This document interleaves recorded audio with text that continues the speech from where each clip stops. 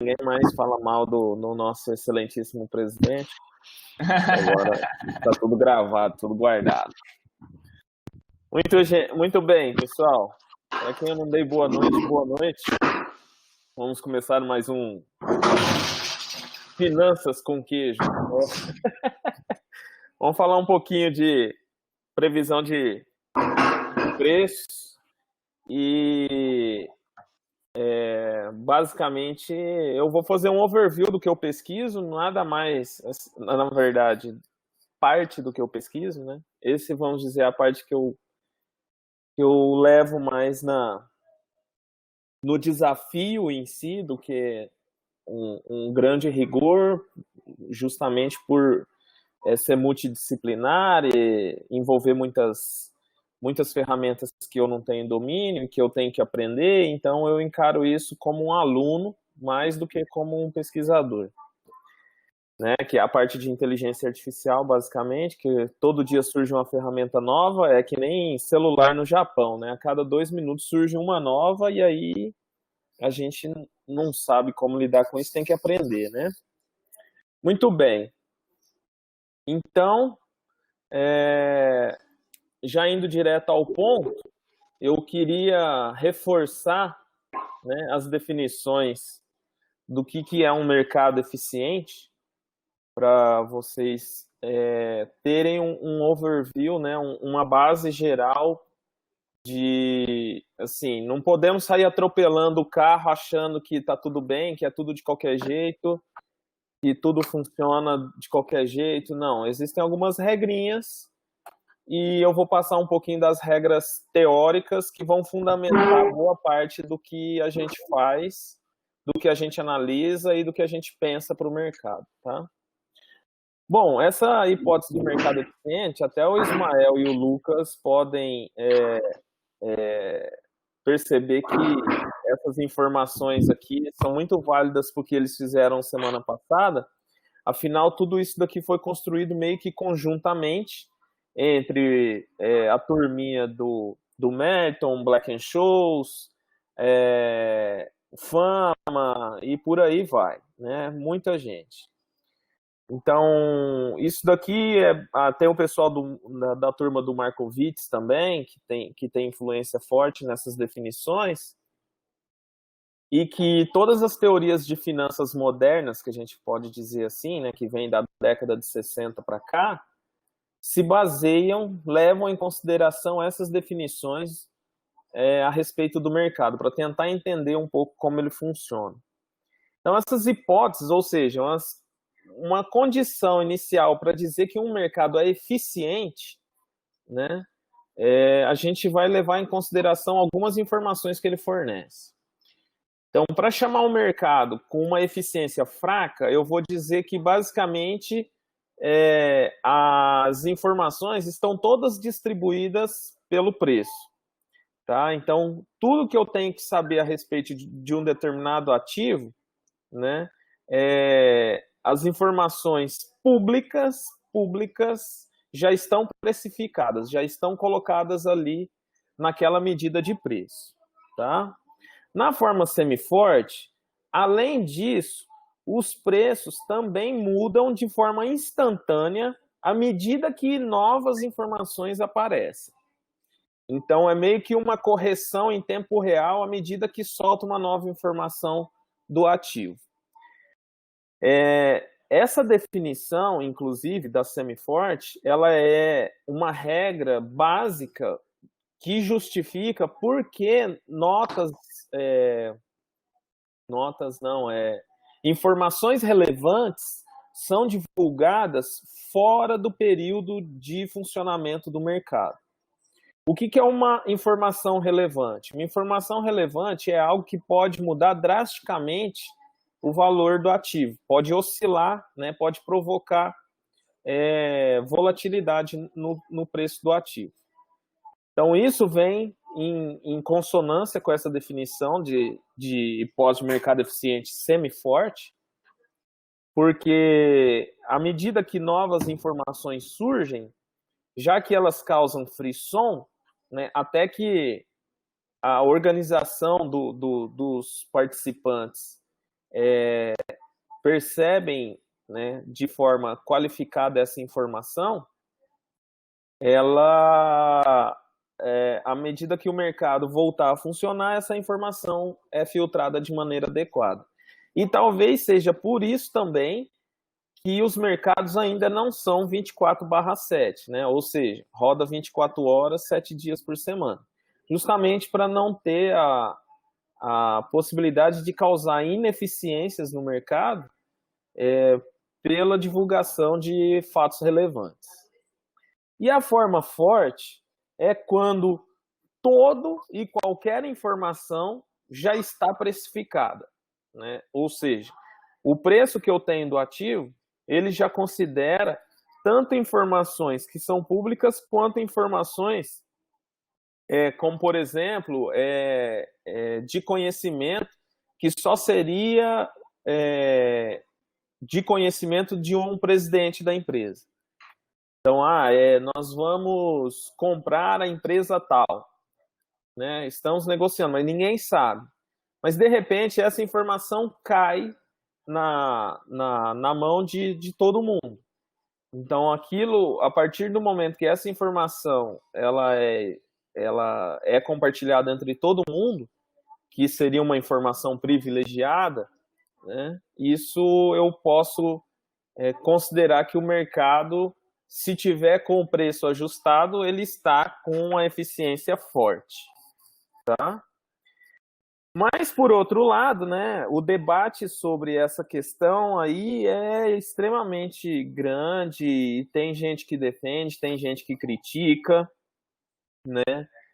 Há vários problemas que envolvem isso daí, principalmente os profissionais de mercado, que acham que realmente essa informação não condiz com a realidade.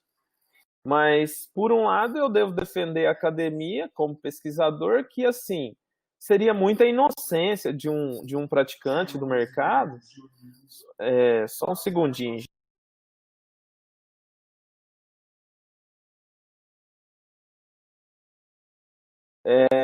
Pessoal, esse debate ele é intenso e isso tem uma questão que os praticantes falam que não vão casar com a realidade. Mas é inocência pura alguém achar que a teoria, na sua forma bruta, é perfeitamente aplicável na vida real. Realmente, eu fico às vezes até espantado de algum praticante vir criticar uma teoria achando que ela vai ser perfeitamente encaixada na vida real. A gente precisa, né, na modelagem, principalmente na matemática, a gente precisa fazer uma série de considerações, deixar um monte de coisa de lado para que um modelo seja validado. Então, assim, acho que até falta inexperiência quando alguém vai falar um negócio desse tipo, né? Bom, alguns pontos importantes eu devo ressaltar sobre esse mercado, né? Então, uma coisa que aparece muito e é um dos debates para eu pensar nessa condição de mercado eficiente, eu tenho que considerar que os investidores são irracionais, né? Então, o que é considerar um investidor racional? Né? É que ele não leva em consideração fatores emocionais para tomar suas decisões. Isso não quer dizer que todos se interpretam da mesma forma, tá? A informação pode ser dita de qualidade para um, mas pode não ser de qualidade para outro. Mas o que aquela informação quer dizer fica clara para todo mundo, né? É interpretável e todo mundo percebe o que aconteceu, tá? À medida que alguns investidores não são racionais, suas participações são assumidas de forma aleatória. Então, porque eu considerando isso, a participação dele com emoção, eu vou ter, teoricamente, desvios de conduta no funcionamento do mercado. Ou seja, o cara levar muito a emoção, em muito pouco tempo, ou ele sai, ou ele perde todo o seu dinheiro, ou ele ganha muito dinheiro.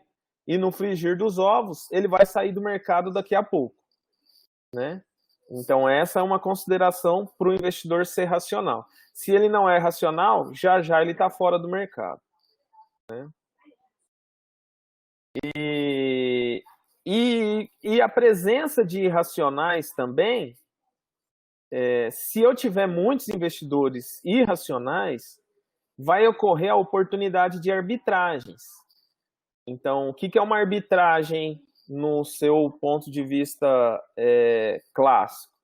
É eu ter o preço de um ativo em diferentes mercados com valores diferentes.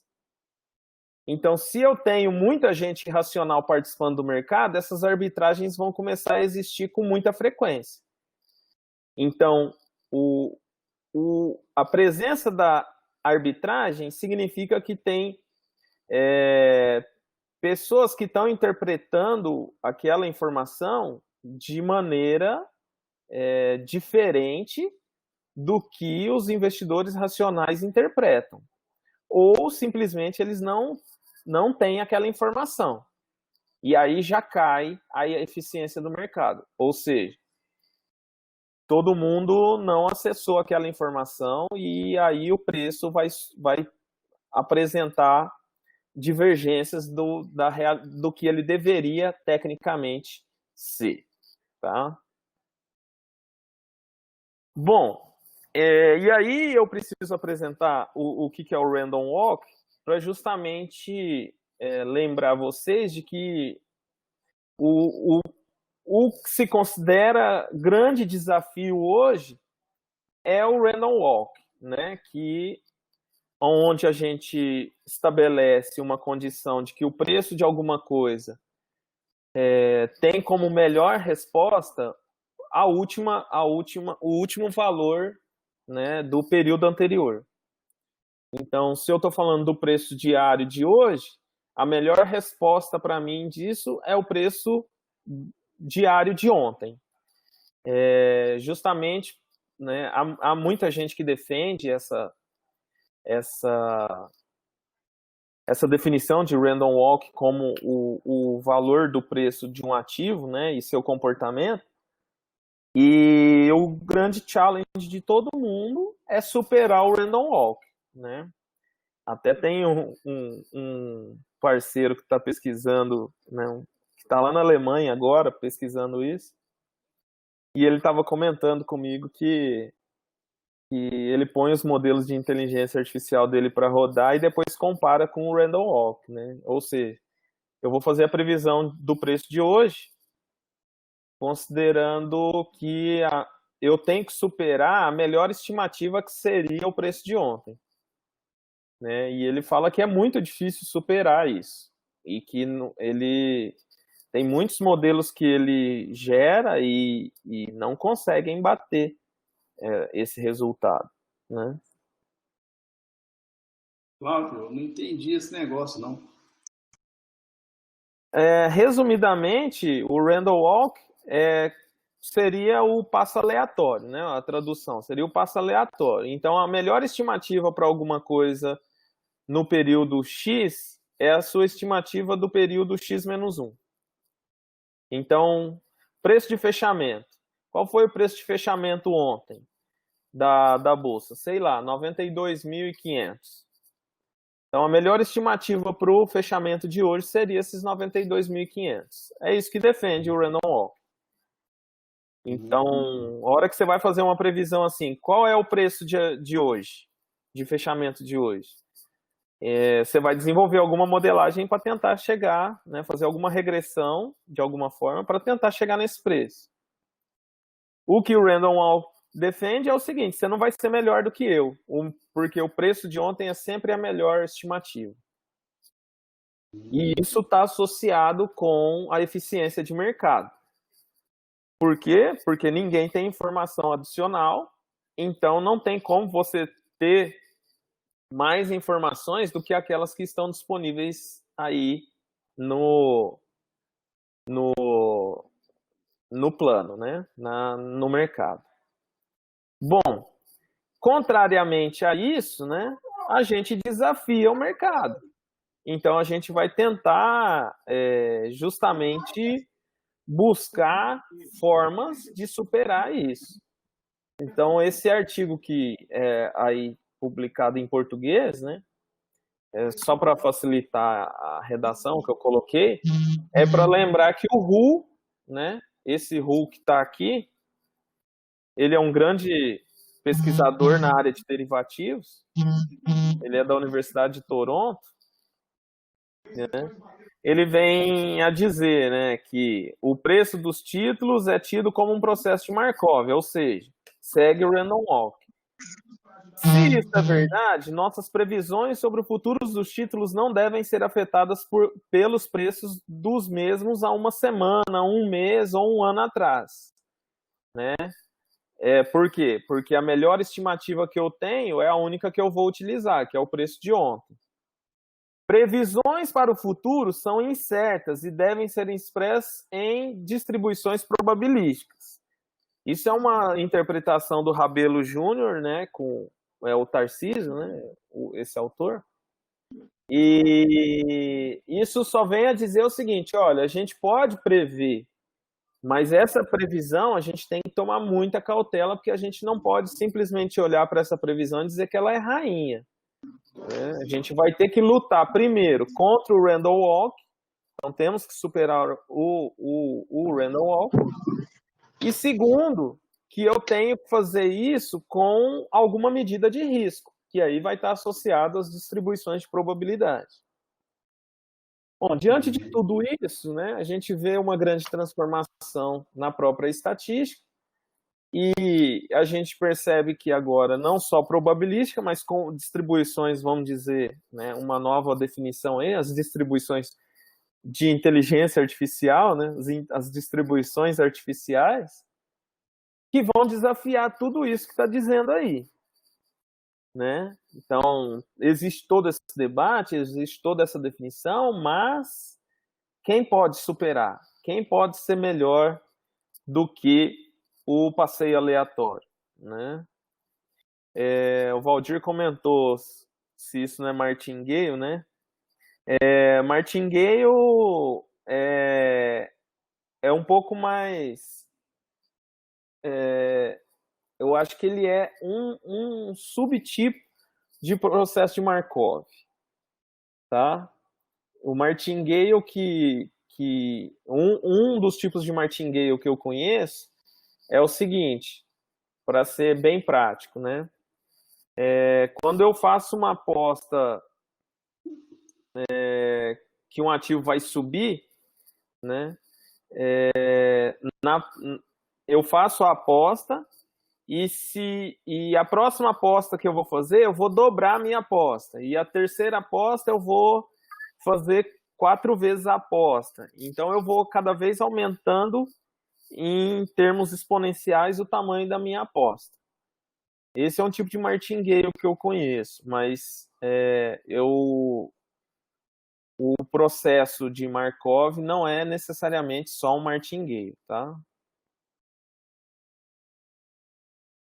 Ô, Flávio, só contribuir um pouco no que você falou aí, que eu estava dando uma estudada. Eu acho que o martingale também ele é construído sobre, como você falou, um subtipo de processo de Markov, mas eu acho que ele tá relacionado também com a hipótese de mercado eficiente e completo e que o retorno esperado do investidor, devido a essas flutuações aleatórias, no final seria nulo. Não tem certeza. Só um comentário. Tem bastante discussão aí, né?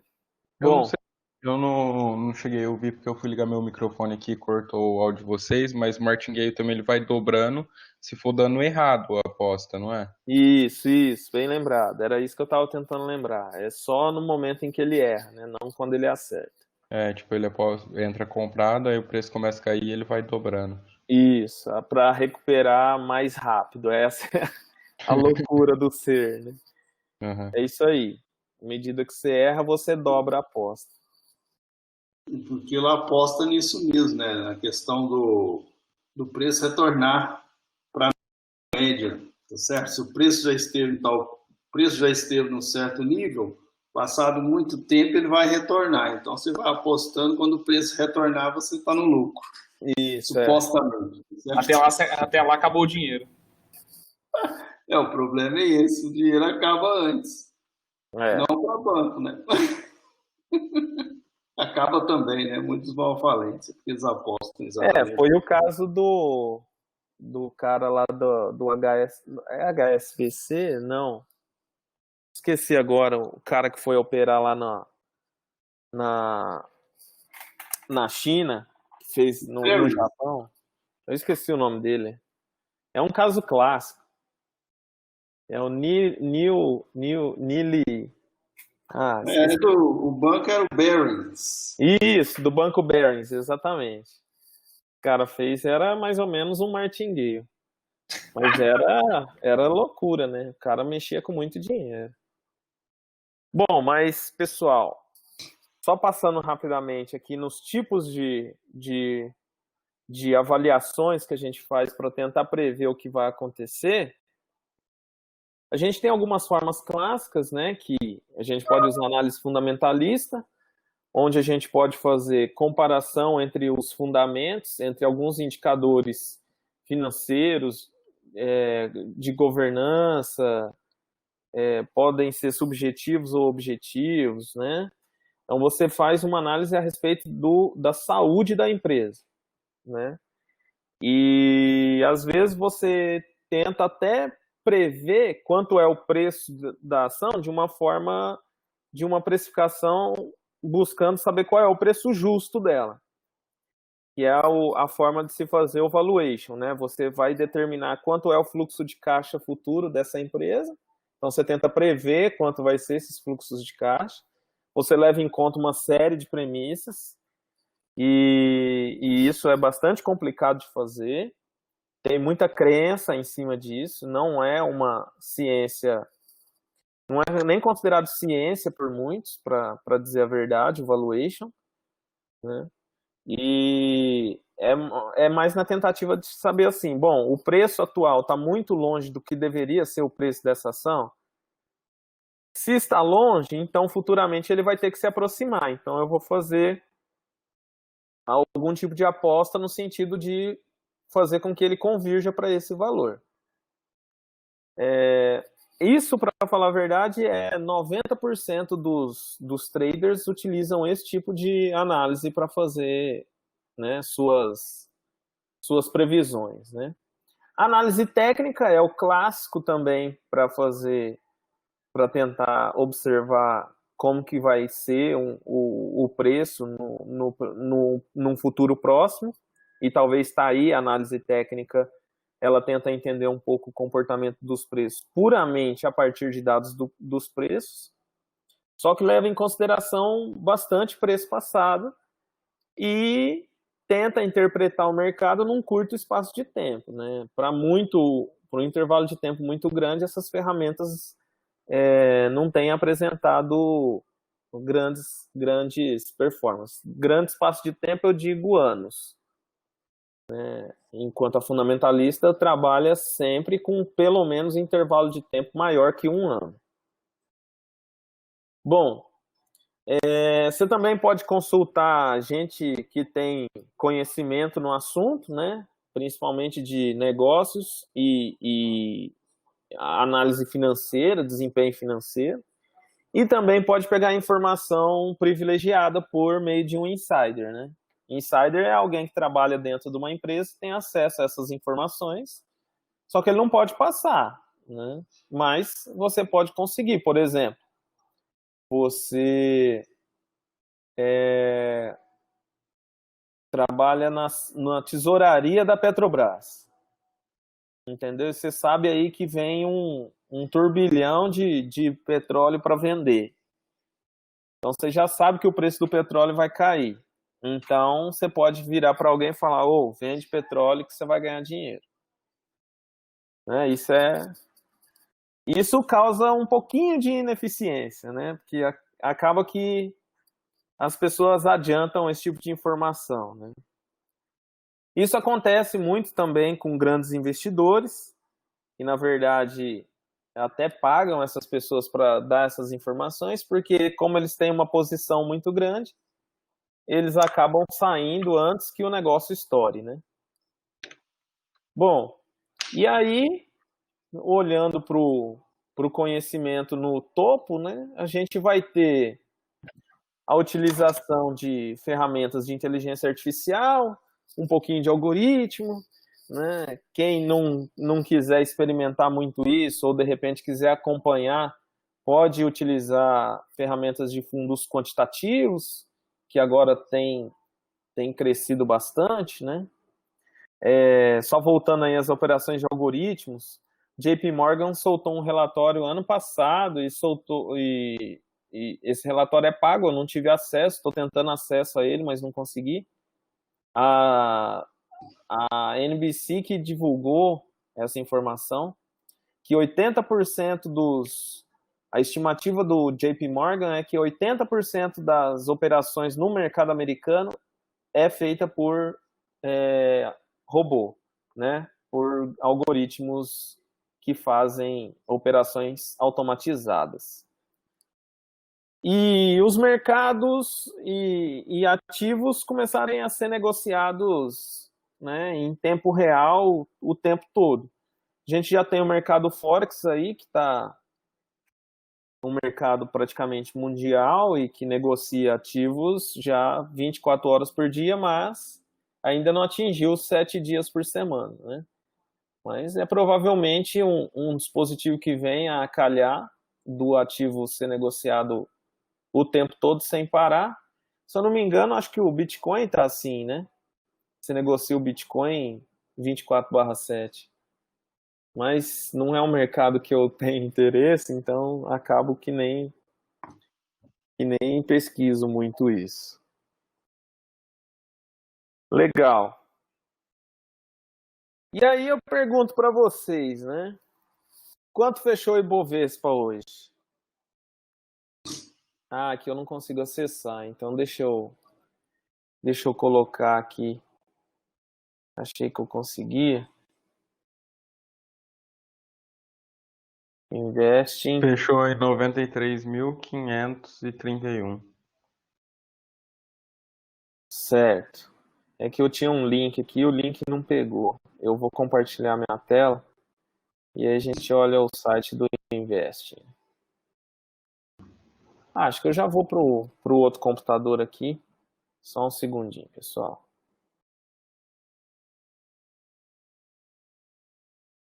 Tchananã. Tornar apresentador. Beleza.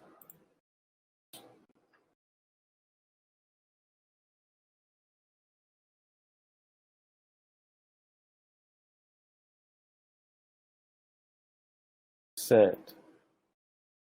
Então o Ibov, eu já estava com ele aberto aqui. Pela minha... Cadê? Candle.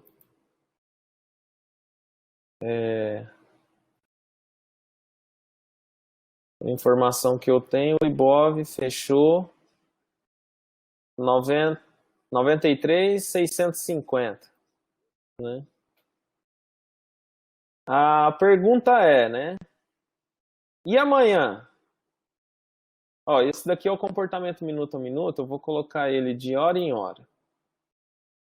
Tá? Ó, esse é o comportamento horário. Vamos colocar o dia a dia. Esse é o diário. Eu vou diferenciar candle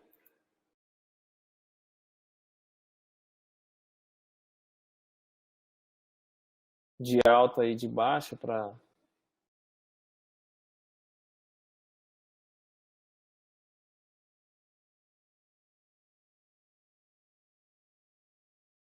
a gente poder ver o que acontece, né? Muito bem. Então tá aí. O que vocês acham que vai acontecer amanhã?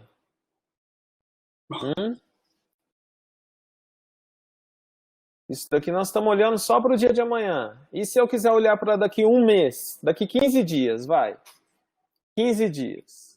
Hoje é dia 16, vamos ver o começo do mês. Quanto foi? Aqui, ó. Dia 1º, dia 29. Dia 1º/6, tá aqui. Eu vou dar essa colher de chá de vocês ver 15 dias antes. E os próximos 15 dias, o que vocês acham que vai acontecer? É uma decisão simples de tomar? Eu acho que é tão fácil quanto ter previsto a queda de 20 de março. A queda de 20 de março? Vamos ver a queda de 20 de março. 20 de março tá aqui, né?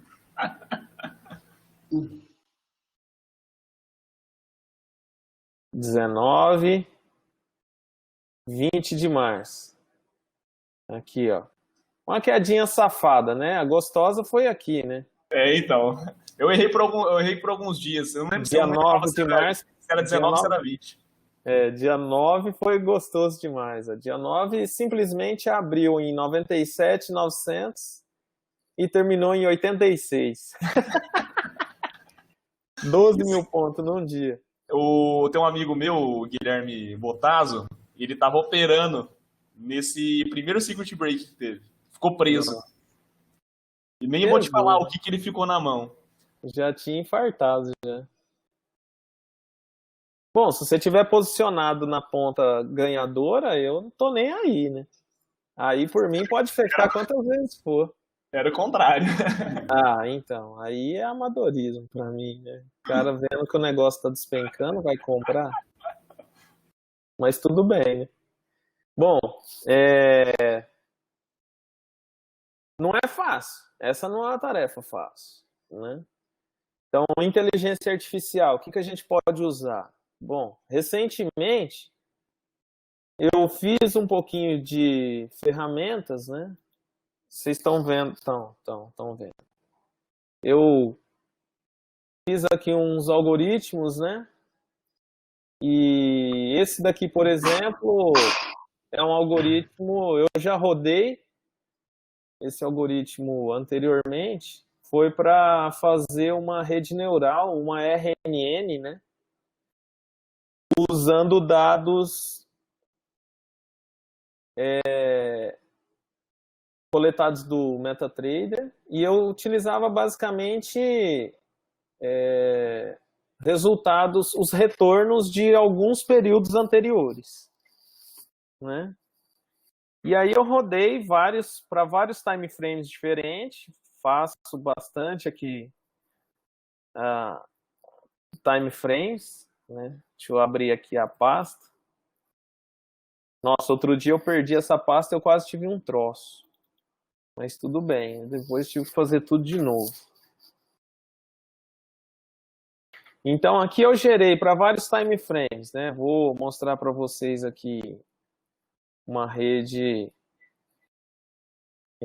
qual que foi boa aqui? Foi de 5 minutos, né? 5. Deixa eu ver se foi esse daqui. Não, olha só. Vocês conseguem ver razoável esses números ou tá pequeno? Tá pequeno, né? Ninguém fala nada?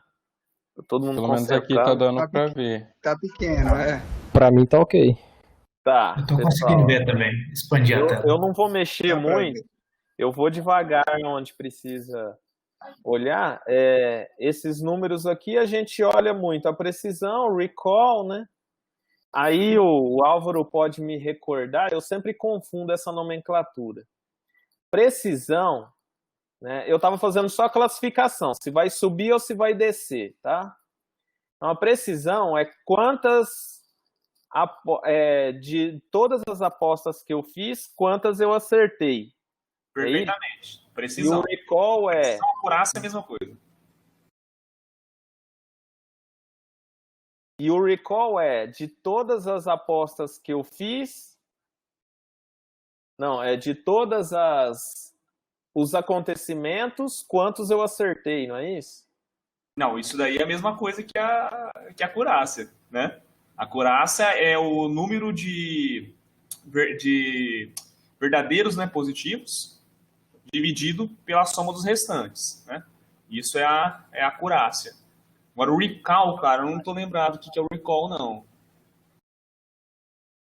Não, a diferença entre eles é muito sucinta. Então, deixa eu voltar. Esse daqui, a precisão é de todas as quedas que teve, quantas eu acertei. E esse daqui é de todas as apostas que eu fiz, quantas foram certas. Não, não é isso, não. Ah, agora eu esqueci. Mas esses dois números aqui são importantes a gente avaliar o seguinte. Quanto mais próximo de 1, melhor. Quanto mais próximo de 0, pior. Eles variam, obviamente, entre 0 e 1, né? E aqui a classificação 0 seria... Classificação 0 seria o preço do ativo vai cair, e aqui a classificação 1 significa o preço do ativo vai subir. O que eu tenho como resultado aqui? Ó? Em nenhum momento, o meu algoritmo disse que ia descer. Logo, um algoritmo desse tipo, por um time frame tão grande, a gente considera isso como um modelo ruim. O que é bom? O bom é que todos esses números aqui cheguem próximo de 1, né? Mas eles precisam chegar conjuntamente, tá? Então esse é o tipo de modelo que a gente joga fora. Ô, Flávio, uma pergunta, essa na precisão aí, quando você tem 0,5, significa que você acertou 50% das vezes? Como é que é? Então, eu tô esquecendo essa definição, sempre Não confundo. necessariamente, porque é o seguinte, ele acertou 50% das vezes que ele falou que ia, nesse caso, subir. Então ele acertou 50% das vezes que iria subir. Que ele falou que ia subir e realmente subiu. Entendeu? Isso. É isso E que o quer dizer recall? aquele 0,5 ali. Entendi. O recall, eu tô avaliando aqui para saber se é sensibilidade, que eu não tô lembrando do termo em inglês, cara. Não, o termo é recall mesmo. Não. Foi a tradução dele. Entendeu? Ah, tá. Ele não é ao pé da letra, né? Tem um nomezinho aí no meio. Porque é exatamente isso. Que essa matriz, né, que a gente chama... É quase uma matriz de confusão, né? Essa matriz, né, a matriz de confusão, ela basicamente ela vai mostrar pra gente verdadeiro positivo, verdadeiro falso positivo, falso negativo, verdadeiro positivo, verdadeiro negativo. É isso. Vai estar mostrando esses 4 fatores, né? A forma a qual é feita a soma, subtração e divisão desses fatores, que é o que vai dizer para você se é sensibilidade, se é precisão, se é... que é precisão mesmo que a acurácia, né? Se é... Tem mais um. Uma especificidade. Sensibilidade e especificidade. Especificidade, sensibilidade e precisão. São os 3 fatores mais utilizados. Então, o recall é a sensibilidade. Ou seja, é o total de verdadeiros positivos dividido... Não. É o total de verdadeiros reais dividido pelo total de previsões corretas. Então, se eu previ... o total que eu acertei a quantidade de acertos... É a quantidade de verdadeiros reais dividido pela quantidade de verdadeiros que eu acertei. Então, o recall vai me dizer o seguinte, ó,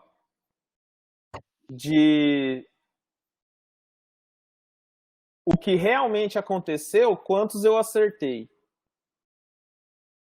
Isso, verdadeiros positivos dividido pela soma de verdadeiro positivo e falso negativo. O recall vai me dizer o seguinte, quantos verdadeiros eu acertei, né? Os verdadeiros que aconteceram, o que aconteceu, qual que é a quantidade que eu acertei. E a precisão é do que eu chutei, quantas eu acertei. A totalidade, exatamente. Isso, tá vendo? É bem delicado a diferença. A sensibilidade é extremamente importante para isso daí. Isso. Porque ela vai exatamente ver qual que é a influência dos falsos negativos. Né? Qual que é a grande influência do falso negativo? Que é a mesma coisa que o pessoal está fazendo agora para comparar o teste PCR com o teste rápido. Né? O teste rápido, por exemplo, ele não dá falso negativo. Né? A sensibilidade quanto a isso é pequena. Só que o grande problema dele é que ele dá muito...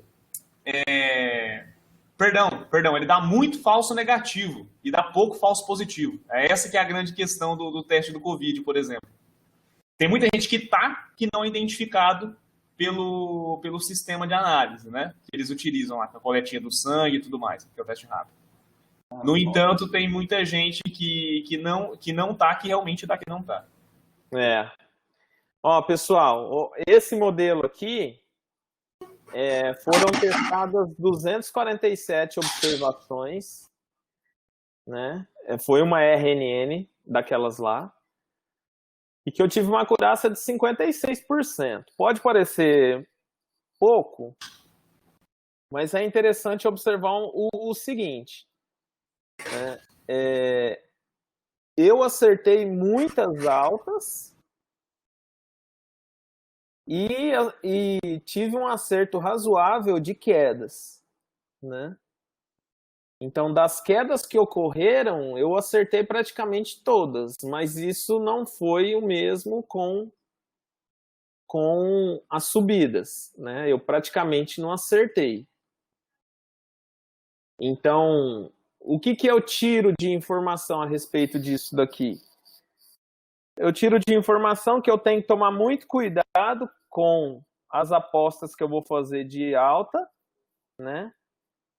E as quedas, tá praticamente 50-50 que eu vou acertar, né?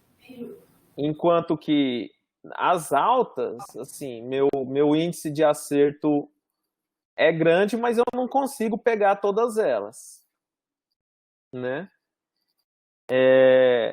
Isso daqui é num gráfico de minuto, prevendo 5 minutos à frente.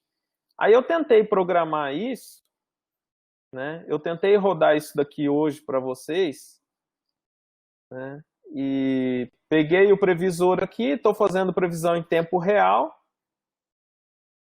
Deixa eu voltar aqui para a tela junto com vocês. Eu não sei se vocês conseguem ver bem esses números que estão aqui no canto inferior direito, né? Hora que eu rodei todo esse algoritmo, que eu fiz a previsão, ele solta para mim aqui. Acho que ele vai soltar hoje, né? Isso, soltou. Então ele vem prever aqui para mim. Olha só, como é que ele faz a previsão? Ele fala, olha, às 16h16 é aquele algoritmo lá das altas e baixas, dos 5 minutos à frente. Às 4h16, a previsão é que vai cair, né? Deu abaixo de meio. Mas assim, muito próximo. Aí a gente pode pensar o seguinte, pô, mas está muito próximo, será que não é muita dúvida que vai cair? Esses algoritmos com time frame muito pequenos e com as variáveis que eu utilizei, pouquíssimas vezes ele dá abaixo de 0,49, pouquíssimas vezes acima de 0,51. Então as apostas são todas ali, ó, na linha do limiar da dúvida, né?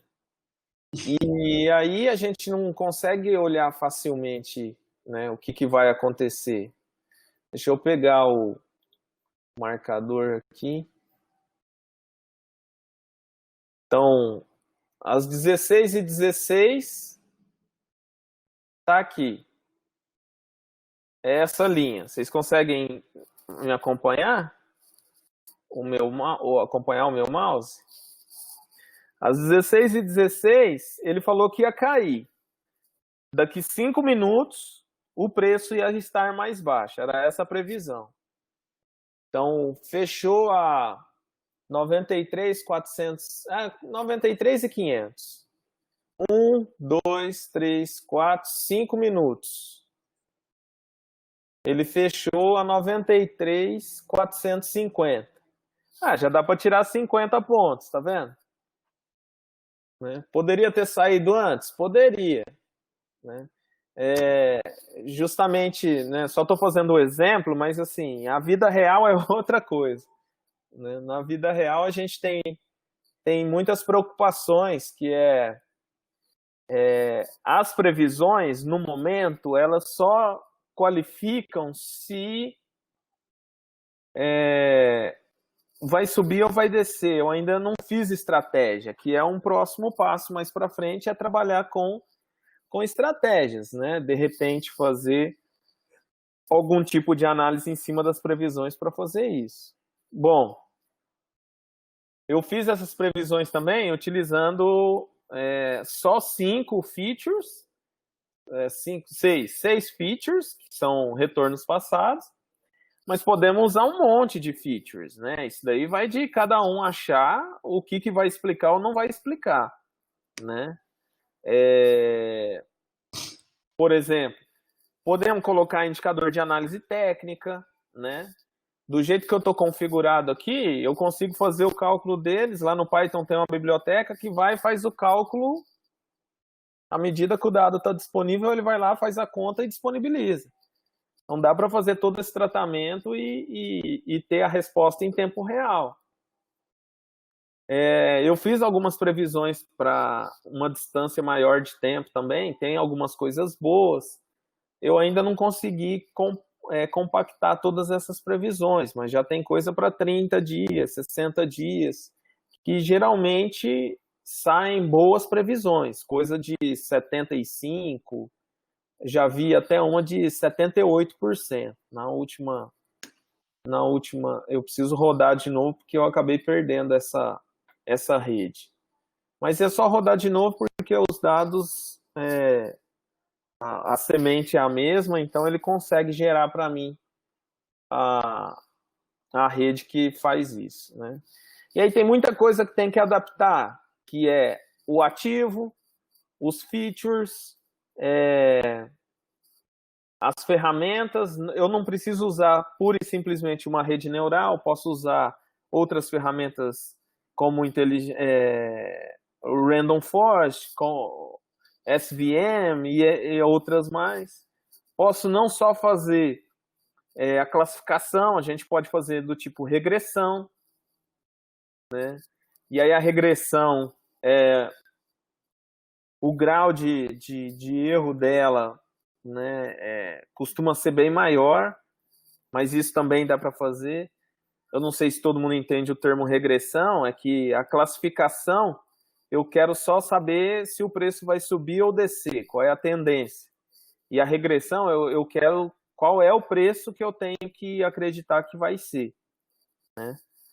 Então, ele vai me dar como resultado um preço. Ele vai me dizer qual é o preço que é o mais adequado, né?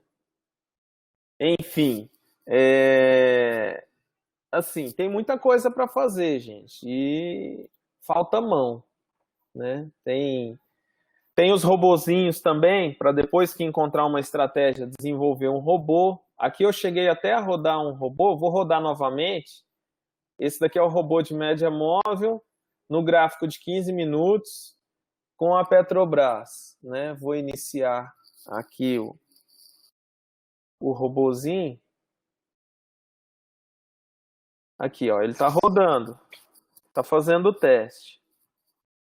Então, nesse momento aqui, ele fez uma compra de acordo com a estratégia montada pelo algoritmo. Vendeu aqui, ganhou dinheiro, né? Teve uma alta nesse vai e vem. Vendeu aqui, nesse ponto, e comprou depois, também teve um ganho.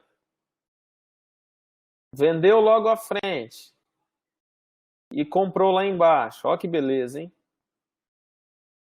E isso vai desenvolvendo, ao mesmo tempo, eu posso ver um gráfico mostrando para mim a evolução do meu saldo dentro daquela simulação. O que vai ter dentro desse robô podem ser milhares de possibilidades de previsores.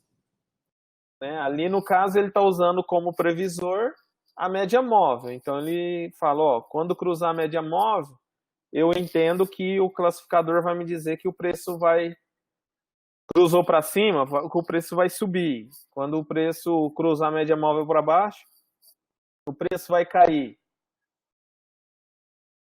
Então, os robôs vão trabalhar mais a parte de estratégia do que em si a parte de previsão. São essas duas grandes aplicações. Enfim, gente, é mais ou menos isso que eu tenho trabalhado ultimamente. Tem um aluno comigo, o Gustavo, que a dissertação de mestrado dele usa redes neurais. Ele gosta muito de redes neurais. Eu já gosto mais de Random Forest, e tenho agora pensado em fazer modelos híbridos, que seria misturar técnicas, não necessariamente para fazer uma única coisa, ou de repente para fazer mais coisas, ou misturar até mais de duas técnicas. Por exemplo, posso misturar o Garch, que vai tratar a parte de volatilidade bem, com um modelo de inteligência artificial para captar a tendência. Posso utilizar modelos para fazer seleção de características e depois fazer a parte de treinamento com outro modelo que faça. Possibilidades existem várias, não existe limitantes a respeito disso. A prática, o que eu tenho conversado com muita gente aí no Brasil não tem sido utilizado por qualquer um. Geralmente tem alguns fundos quant com gente bem capacitada, mas eles não discutem sobre isso,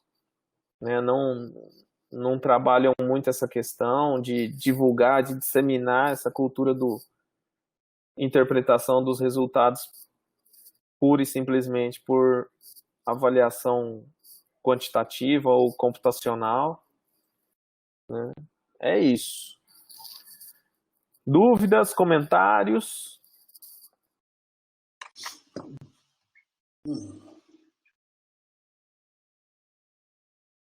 Ô, Flávio, você também já tentou fazer um modelinho desse aí para derivativos? Pegando como indicador, por exemplo, aqueles indicadores lá? Então, isso Também daí, dá? Como é que é? para derivativos, tem o IBOV, Então, se eu faço o modelo para IBOV, ele serve para o futuro. É só para o dólar que talvez eu tenha que fazer, mas é a mesma coisa, não muda nada,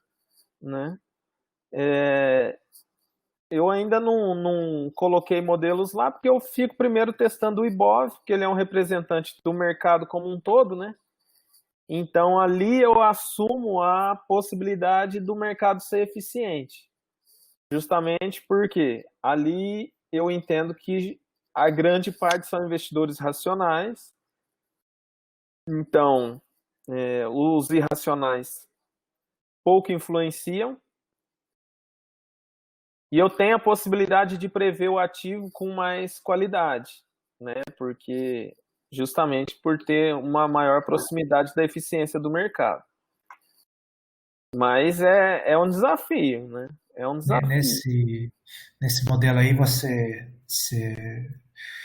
colocou um sistema completamente aleatório, por exemplo, pesando uma probabilidade de 50% tanto para a subida, tanto para a queda? Foi. Não fiz qualquer tipo de filtragem. Por um lado, eu poderia até indagar, mas com esses outputs aqui, não tem nem como mexer. porque eu vou falar assim, vou reduzir ele para 49,9, né?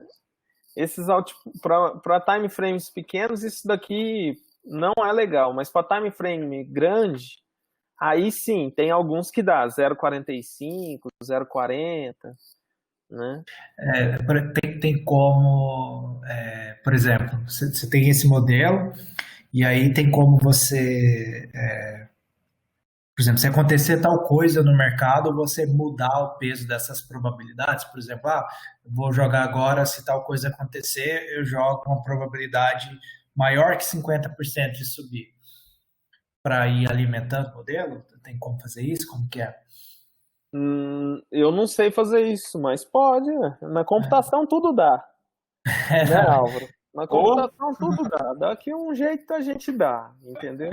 Eu falo porque acho que até o Lucas também tá aí. Esses dias a gente estava fazendo a gente tá fazendo um curso lá de física computacional, né? E aí tinha um modelinho lá que a gente fazia, que era jogar a moeda para cima, né? E ver Só que quando você mudava as probabilidades, você via que se você rodasse o experimento 1000 vezes, a tendência sempre tinha uma certa tendência, né? Aí eu sempre pensava, né, que se conseguisse, vamos supor, você assume o modelo inicialmente 50% de probabilidade, tanto para queda quanto para subir. E depois, sei lá, por algum indicador, você vai mudando e ajustando essas probabilidades. Mas assim, eu também não sei fazer. Mas assim, o que eu tenho percebido eu posso aumentar o tamanho do foguete, né? A bazuca, eu posso aumentar o calibre dela, que ainda a capacidade é muito parecida, né? Esse modelo meu que está aí na tela, ele também pode ser uma LSTM, que já é Deep Learning, já é um bazucão para esse tipo de fenômeno, porque, é um negócio muito sofisticado e assim, matematicamente ainda nem tem explicação de por que funciona. Para você ter noção que tem um comandinho que está aqui no meio, né? Talvez o Álvaro percebeu, mas que é o drop. Aham. Dropout, você coloca, eliminar algumas linhas aí dentro da sua rede para diminuir a complexidade dela. Isso, entendeu? Esse dropout aí, você fala para o matemático, ele arrepia até chegar aqui, ó, na última pontinha do cabelo. Que ele fala, como se estivesse arrancando uma linha do sistema linear. Basicamente é isso que você está fazendo. Que coisa maluca que você está fazendo, né?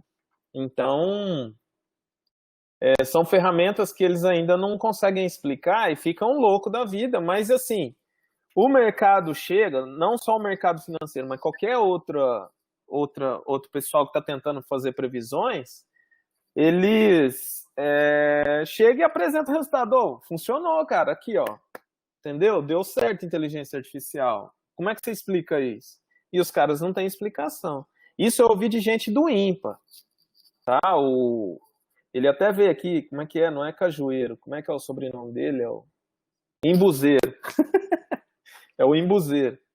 Ele veio aqui na UFO, fez um seminário e falou, isso daqui é um negócio que é um grande desafio para a matemática mundial. É interpretar como é que essas coisas, essas redes malucas de aprendizagem profunda funcionam, né? Mas, assim, essa questão de inserir essas probabilidades, eu ainda acho que tem coisas mais interessantes para fazer do ponto de vista subjetivo, que é o seguinte: essas previsões de curto prazo, para falar a verdade, eu acho que isso daqui eu vou fazer isso só para vender, porque eu não acho que isso nem é uma boa ferramenta de auxílio à decisão, mas tem gente que acredita que é. Mas se eu vou fazer previsões diárias, por exemplo, né, o menor time frame que eu gostaria de prever seria diário. O que tem de interessante no diário? Quando você monta o seu gráfico de evolução do tempo e você mostra onde você acertou e onde você errou, você consegue fazer uma distribuição de erros e acertos e tentar identificar se há algum padrão no seu erro ou se há algum padrão no seu acerto. Se você conseguir notar esse padrão, você otimiza muito né, a sua forma de obter resultados positivos. Porque, por exemplo, suponhamos que o modelo erra demais na segunda-feira. Então, se você tem aquele padrão de que erra muito na segunda-feira, significa que segunda-feira eu não jogo. Né? Eu acerto demais na quarta-feira. Então, significa que quarta, o que doer, você vai jogar. Você vai fazer a sua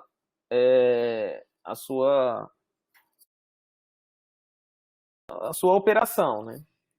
Então, acho que essas coisas são interessantes da gente buscar. É procurar juntar para tentar ganhar as pessoas que desconfiam de tudo isso que a gente está fazendo, tentando falar, olha, isso daqui, cara, o objetivo disso daqui é buscar padrão, entendeu? O padrão que estão lá nos números. Se tiver lá, ali tem muito efeito comportamental, e aí tem a parte da ineficiência, porque eu vou achar ineficiência. Basicamente, a minha interpretação sobre tudo isso daqui é que esses modelos estão falando o seguinte, olha, quando foge do meio, é o mercado ficando ineficiente, a gente que sabe alguma coisa e está desviando o preço por um lado. Porque o que deveria acontecer é bater o meio ali o tempo todo. Era bater o meio o tempo todo. E aí, quando foge um pouquinho para o lado, teve uma ineficiência aqui. Tem informação errada e esse padrão se repetiu e eu tô com esse grau de confiança aqui de que isso vai acontecer, né?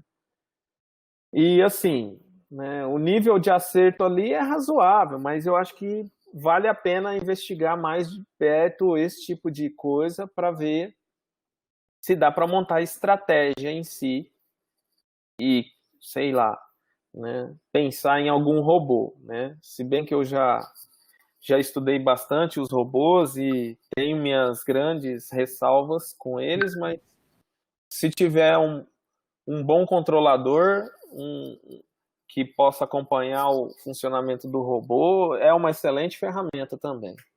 Ô, Flávio, gostaria de fazer algumas considerações rápidas, que eu tenho uma reunião agora às 7, estou atrasado. É o seguinte, eu acho super interessante e válido esse tipo de estratégia, porque, de uma forma ou de outra, se a gente observar o mercado, ele realmente descreve um padrão. Só que, da mesma maneira que ele descreve um padrão, ele também apresenta um padrão caótico, que é extremamente interessante, né, quando a gente olha para ele de perto, né? Quando a gente olha ele num prazo mais longo, a gente consegue ver que esse tipo de estratégia, utilizando a inteligência artificial, ela começa a ser um pouco mais, pode dizer, ineficiente, né? Quando comparado, por exemplo, com uma análise fundamentalista, que você visa já, desde a aquisição, você já visa o longo prazo, né? Ao contrário de você simplesmente fazer uma análise pensando em alguns padrões já descritos. Eu digo isso baseado, né, enfim, em observações empíricas, em estudos e também seguindo aí grandes investidores como Warren Buffett, o Benjamin Graham, enfim, o Peter Lynch, e você começa a observar as falas e observar os dados também deles, você começa a realmente vislumbrar que há uma possibilidade muito maior de se ganhar dinheiro se você partir para uma análise um pouco mais fundamentalista para o longo prazo do que para o curto prazo. Sim. Né? Uma coisa que eu acho muito interessante, que provavelmente alguém já deve ter feito isso, eu não pesquisei nisso, que é o seguinte, é algo que eu e o Matheus Pop, que inclusive trabalhou com o professor Geraldo, que é exatamente a coleta de notícias, né? A gente chama de notícias quentes, né? Que são aquelas que acabaram de sair de 1, 2 minutos, para reação no mercado financeiro. Né? O porquê que eu falo isso? Por mais que esses fatos relevantes, eu acho que era esse termo que você estava procurando, né? No Brasil o pessoal fala fatos relevantes. Né? Os fatos relevantes, eles normalmente são divulgados fora do horário de pregão, né? Isso realmente é real. No entanto, infelizmente, eu vejo isso como má fé, para ser bem sincero. Quando a gente fala de fatos relevantes, que na realidade vai gerar um benefício à empresa, muitos deles acabam sendo digamos, leiloados aí no meio do pregão. Um exemplo desse, por exemplo, é a Cielo. A Cielo em nenhum momento falou quando seria o lançamento, ou quando começaria, por exemplo, a transacionar com o WhatsApp, né? Um exemplo disso. Uhum. Cara, a Cielo soltou isso no meio do horário de pregão, eu não lembro se era 2 ou 3 horas da tarde. A Cielo, que é uma empresa é uma empresa sólida, tem um endividamento baixo, né? Tem um ROI razoável, né, de 12%, vem numa perda de receita, na realidade vem num ganho de receita de 7%, se não me engano, e numa perda de lucros nos últimos 5 anos de quase 12%, cara. Ou seja, é uma empresa que ela foi muito forte, ainda é forte, só que ela perdeu muito espaço para, por exemplo, essas maquininhas amarelinhas da vida aí, Samap, o Santander, enfim. Eles acabaram engolindo muita parte do mercado e o market share da Cielo diminuiu muito, cara. Só que, olha isso, uma notícia dessa que coloca ela já em um outro patamar, né, que é um patamar tecnológico, que tem uma influência absurda aí do Facebook. Você pegar o Facebook, tem 3 grandes plataformas de mídia social, né? O WhatsApp, Facebook e o Instagram. Cara, foi soltar essa notícia que valorizou 14% ativo, hoje, se não me engano, fechou subindo mais 6%, e se isso vingar realmente e partir lá pro Facebook também e lá pro Instagram, tende a continuar aumentando, pelo fato da empresa ser sólida. E se você pegar os padrões anteriores, não dá para extrair, cara, nenhuma característica no longo prazo que faça você acreditar que realmente dá para você prever por meio de uma inteligência artificial isso coisa de 5 anos, né? A partir de um ano, 1 ano, 2 anos, 5, 10, 20 anos. É uma coisa muito complicada. Mas aproveitando aí a colocação, eu tô com um artigo com um pesquisador top na área, né? Eu tô com ele, na verdade, eu vou começar a mexer com ele semana que vem, esse artigo. E eu uso inteligência artificial para prever dificuldade financeira em empresas da América Latina. Legal. Só uso indicador fundamentalista, basicamente. Show de bola. E o interessante é um dos labels que eu tenho, um deles, são 3 tipos. Um dos labels é o preço de mercado da empresa vai cair por 2 anos seguidos. E o super engraçado é que eu uso dados, eu fiz modelos prevendo dificuldade financeira 3 anos antes de acontecer o label. Ou seja, se um label meu o valor da empresa vai cair por 2 anos consecutivos, você percebe que eu estou pegando desde o começo do fio da meada a Sim. queda do valor do ativo. Perfeito. Então, eu tenho precisão de 75%. Que já é o 75%. Não, se eu coloco isso na vida real, que eu quero publicar esse artigo muito bem publicado, porque o meu parceiro é um cara de ponta, então eu consigo publicar ele bem. Mas depois que eu publicar, eu quero tornar isso um produto para mim. É um produto de longo prazo e vai ter gente que vai pagar por isso. Claro. Né?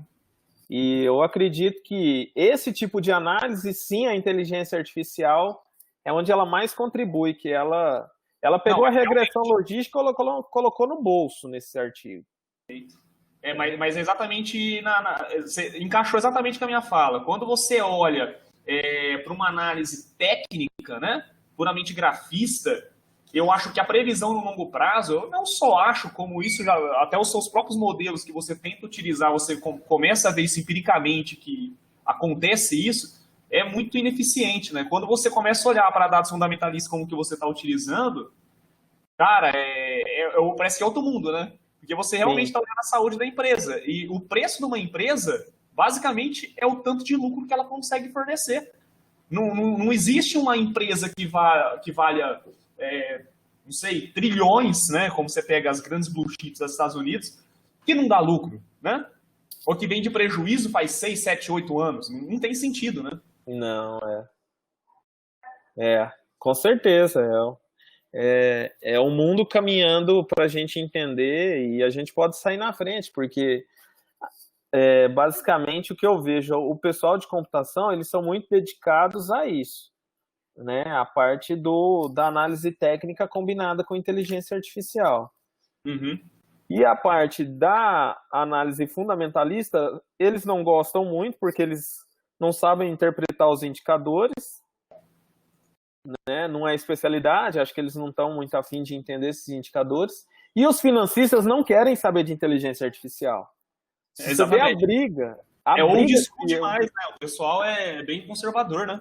Nossa, cara, eu entro numa briga aqui ferrenha com o pessoal, com os meus resultados, que eles falam assim, mas isso é caixa preta. Eu falo, caixa preta para quem não entende.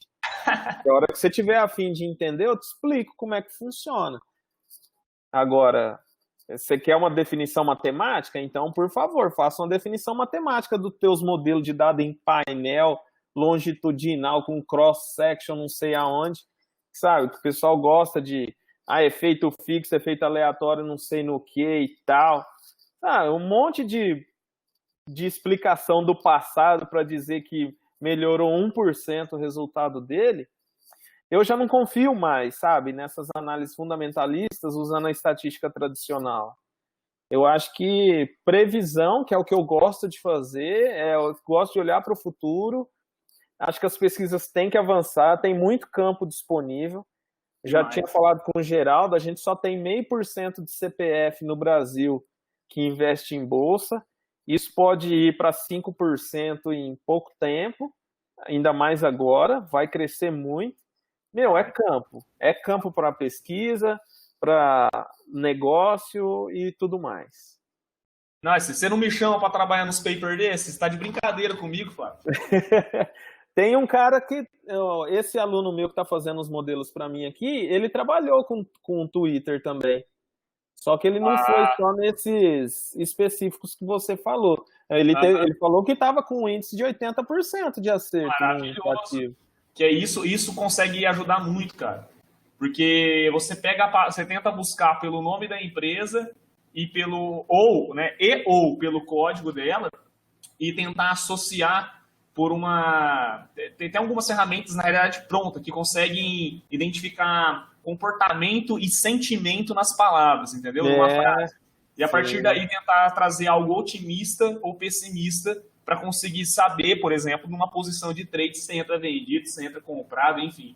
Numa dessa da Cielo, o cara racha a carteira numa brincadeira dessa. Com certeza, o mercado só sobe desse jeito com uma notícia dessa tomada porque tem gente monitorando. E eu garanto que não é ser humano que está fazendo isso para ter uma resposta tão rápida assim. Eu também acho. Legal. E aí, gente? Flávio. Mais contribuições? Diga, Lucas. Tchau, pessoal. Tchau, obrigado. Falou, Tchau. Álvaro. Valeu, um abraço. Ô, Flávio, eu tenho duas perguntas. Vai lá. A primeira é, você testou esse modelo em mercado mais maduro, tipo americano, europeu? Qual modelo? Esse que você mostrou pra gente, que previa a queda e a subida, tem alguma diferença para um mercado maduro e um não maduro que nem o brasileiro? Não. Não tem. Você pode testar. Você pode testar com moeda, pode testar. Que é aquele negócio. O modelo ele tem que ajustar os parâmetros de maneira muito peculiar. Então tem que casar. Você acertar. Esses modelos têm uma coisa que é a forma dele determinar o loss, né? A perda de informação para ele fazer a classificação. Então, a maneira mais confiável é por gradiente descendente. Então, ele parte de né? Suponhamos que ele tem uma superfície de dados e a superfície é toda rugosa, né? Então, ele tem que percorrer o caminho até chegar na resposta correta. Se no meio desse caminho ele cai num buraco, né? Ele não consegue sair dali e para ele o mínimo da resposta está ali, né? Que ele vai procurar sempre minimizar o erro. E aí, essa forma de percorrer o caminho para evitar cair dentro desses buracos, que é o gradiente descendente, é uma das coisas que a gente tenta controlar um pouquinho. Tem esse dropout, tem outras, né, a taxa de aprendizagem, tem outras ferramentinhas para você tentar fazer isso. e isso é muito associado de maneira muito peculiar de um ativo para o outro. Então, na verdade, o que você tem que fazer é ir para cima e pega um ativo e tenta desgastar em cima dele o máximo que dá. Por isso que eu mostrei lá um monte de pasta, né, um monte de arquivo. Cada uma daquelas, eu peguei um ativo, testei com um time frame e, aliás, ali é só do Ibovespa, com vários time frames e com vários horizontes diferentes de tempo. Então, usei com dados de minuto, 2 minutos, 3 minutos, 5, 10, 15, 30, 60 e 120, tentando prever o período seguinte, 2 períodos seguintes, 3, 4, 10, 100, né? E o que a gente percebe, assim, precisa ajustar o parâmetro né, de dropout, essas coisas, tudo para ver se o modelo melhora.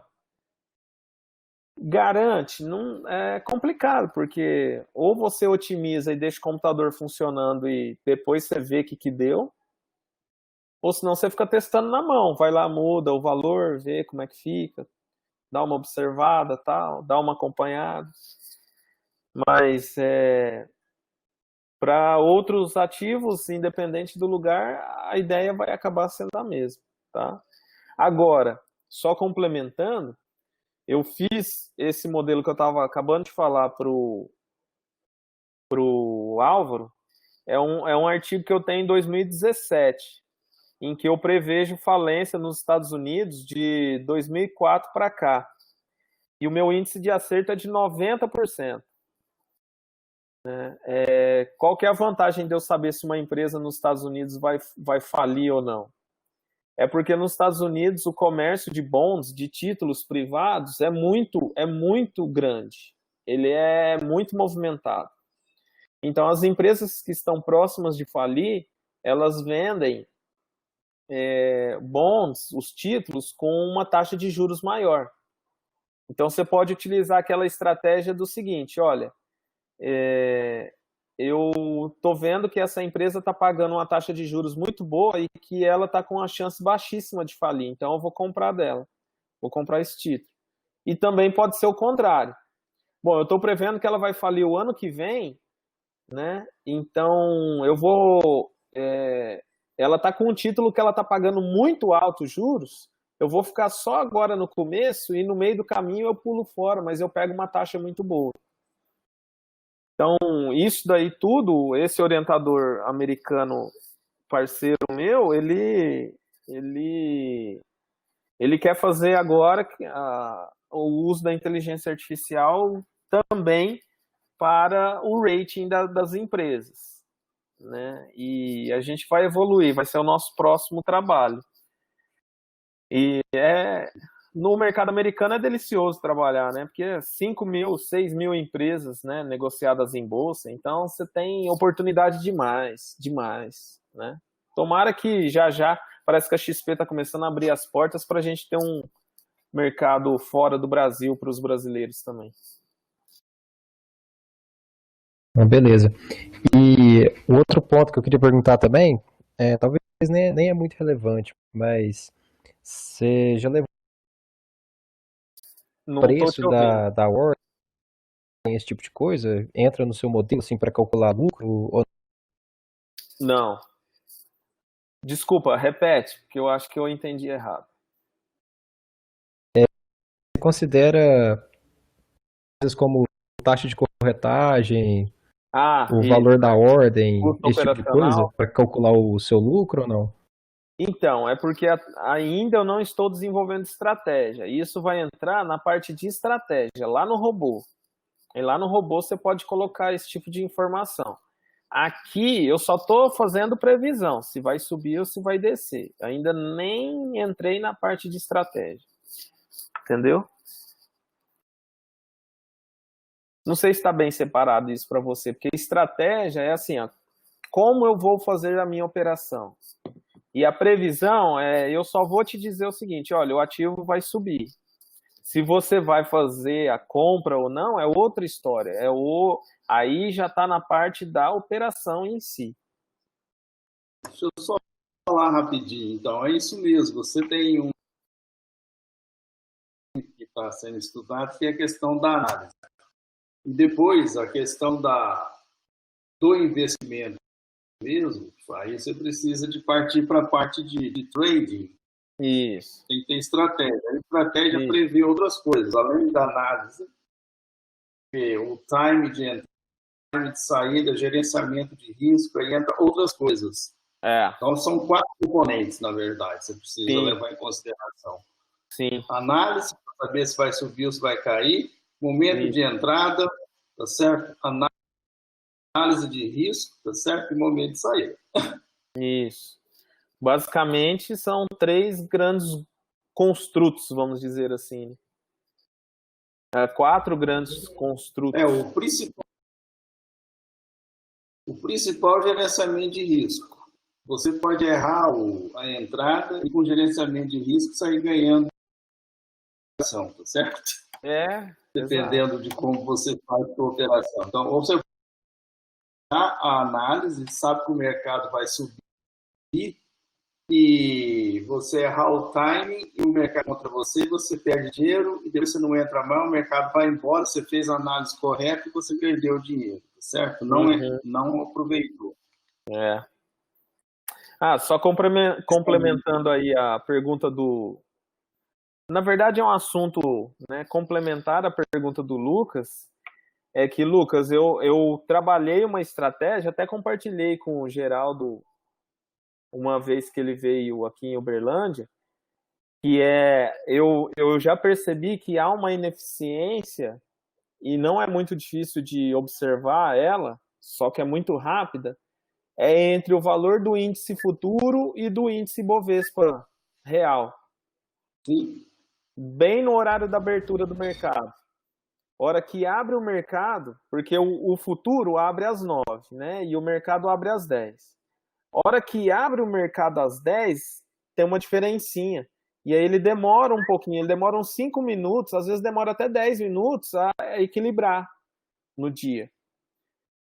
E aí eu tinha feito umas ferramentinhas em que eu conseguia descobrir para que lado que estava errado o spread, né? Que eu calculava qual era o preço justo do futuro em relação ao preço do Ibovespa, e a hora que eu achava a hora que abriu o Ibovespa, eu já fazia o cálculo e falava, tá desajustado aqui. Mas até que você ia fazer a operação, você já perdia tempo. Então, se você tiver um robozinho para fazer esse tipo de cálculo e já aproveitar, dá para você tirar um dinheirinho ali, dá para tirar uns 30, 40 reais todo dia molhar ali um pouquinho, né? Porque o ajuste é muito rápido. Eu acho que eu lembro de você comentando sobre esse spread na CEMEP, quando você deu um mini curso lá, que eu e o Ismael foi. Provável. Eu já comentei com muita gente que o povo não acredita, mas... A hora que eu aprender a programar... Daqui a pouco você já comentou, a informação espalhou e o mercado ficou eficiente nesse ponto. Pode ser. Ele não fica não, porque o SP500 também tem um problema desse, ele fica meia hora fechado, depois abre de novo, tem uns certos momentos, ele funciona fora do horário de negociação da Bolsa também, ele funciona quase que 24 horas. Só que ele tem certos momentos que ele fecha, fica fechado por meia hora, depois abre de novo. E um pouquinho mais complexa de pegar, mas normalmente fechar, você sabe que vai sempre em gap depois e dá para prever para que a questão toda é você prever o lado que ele vai abrir com gap, tá certo? No geral. E aí, se você conseguir entrar um pouco antes no mercado, você não pode entrar muito antes. Ele faz esse movimento bem próximo de fechar. E ele fecha. Ele faz um movimento, você tem que tentar entrar ali no momento que ele começa a fazer um movimento. Ele faz um movimento, você não consegue sair. Aí, quando ele abre, ele ainda faz um gap. E aí, você tem que sair imediatamente que ele volta, tá certo? Ele retorna depois para onde ele deve estar, né? Ele dá uma ineficiênciazinha e depois ele retorna. Isso é o SP500. Faz isso e basicamente todos os dias ele faz esse tipo de movimento. O grande problema é que o spread aumenta na hora que ele faz isso também. Existe esse problema, né? Eles aumentam o que eles te cobram para que você não consiga ganhar. Entendeu? Esse negócio do spread é um problema também que eles cobram para você poder negociar o SP. Tá certo. Dia eu vou mostrar para vocês nos gráficos, só para vocês verem. Falando nisso, e aí? O que nós vamos montar para a semana que vem? Então,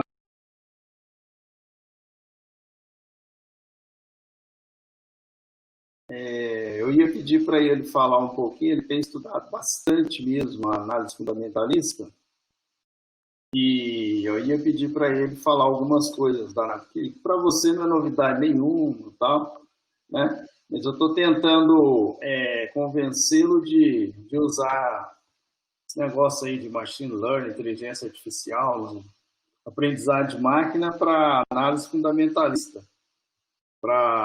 Então, qual mais ou menos você faz aí, Flávio? Até disse para ele que você trabalha com isso e tal. Tentando convencê-lo aí a trabalhar com essas coisas. Mas ele está mais empolgado agora em termos de computação nessa parte aí de fazer previsão a partir dessas notícias, como é que chama? Ele falou aí, fatos relevantes. Fatos relevantes, né, que ocorrem, né? O Banco do Brasil me manda, a XP manda, olha que ocorre relevantes. Olha que ocorre um pouquinho, minutos depois eles já avisam. Questão dos fatos relevantes, né? Mas os robôs conseguem pegar isso e já operar. Quando ocorre, 3 minutos depois você já perdeu. 3 minutos depois já foi, não adianta mais. A Cielo, por exemplo, não se sabia dessa questão aí do Facebook, né?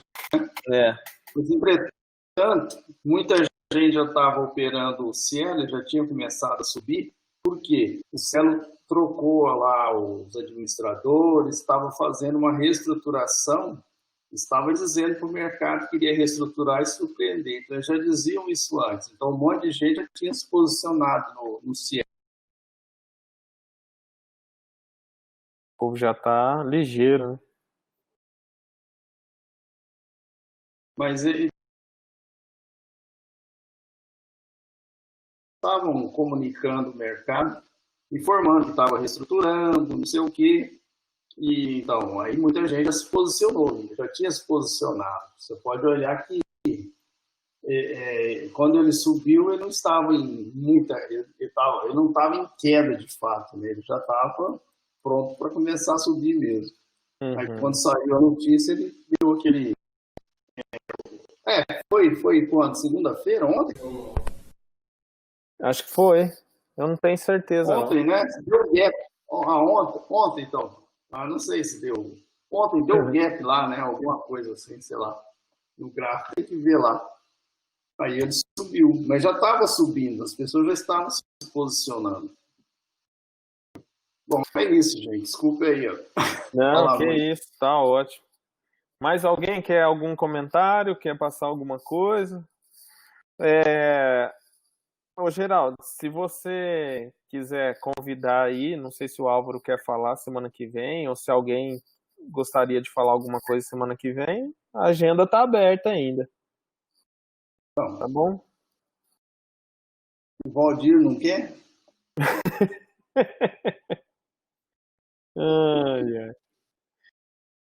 Bom, pessoal, vamos conversando lá no grupo, então a gente define. Eu tenho uma outra reunião agora às 7h30. E aí a gente...